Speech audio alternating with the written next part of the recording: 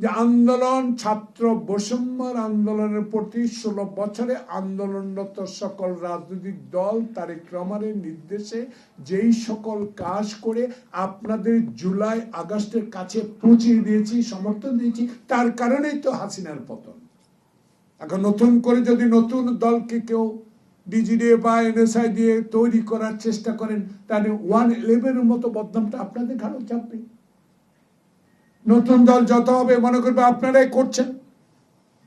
দল হোক, স্বাগত জানাই, কিন্তু এমন দল হোক যেটা মঈন ফখরুদ্দিন আলু মার্কা দল করার চেষ্টা করছে।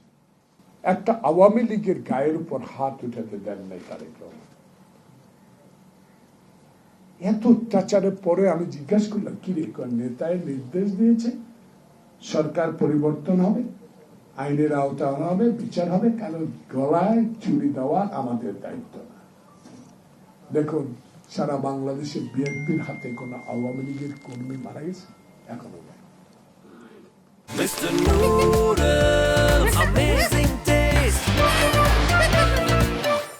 তাই তারেক রহমানের যে এখন নেতৃত্ব, এই নেতৃত্বকে এই দেশে নানার একটা চক্রান্ত চলছে। হাবিব, যেটা হাবিব বলেছে, এই চক্রান্তকে রুখে দিতে হলে স্থিতিশীল নির্বাচন দরকার, জনপ্রতিনিধি সরকার দরকার। আপনি তো এলন ডক্টর ইউনূস সাহেব, আপনি গ্রহণযোগ্য ব্যক্তি, আপনার সম্মান, আপনার মানে অভিজ্ঞতা বাংলাদেশে প্রচার করে, বিশ্বে প্রচার করে, সাহস নিয়ে এগিয়ে যান, কারো কথা কান দিবেন না, শোনার দরকার নাই। আপনি নির্বাচন দেন।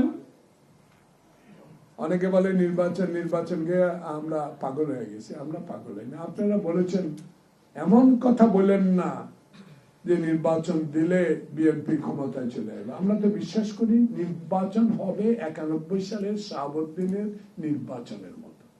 সেই নির্বাচনে যদি জনগণ বিএনপি কে সমর্থন দেয়, বিএনপি ক্ষমতা আসবে, সরকার গঠন করবে।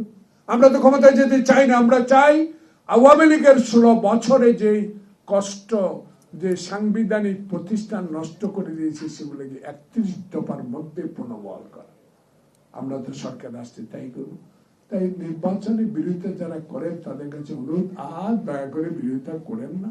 আসুন সবাই মিলেমিশে বাংলাদেশটাকে ভালোবাসি, একটা স্থিতিশীল নির্বাচনের ব্যবস্থা করি।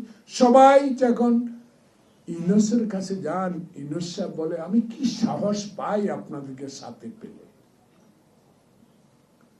সে সম্মান আপনাকে আমরা দিচ্ছি, সে সাহস দিচ্ছি।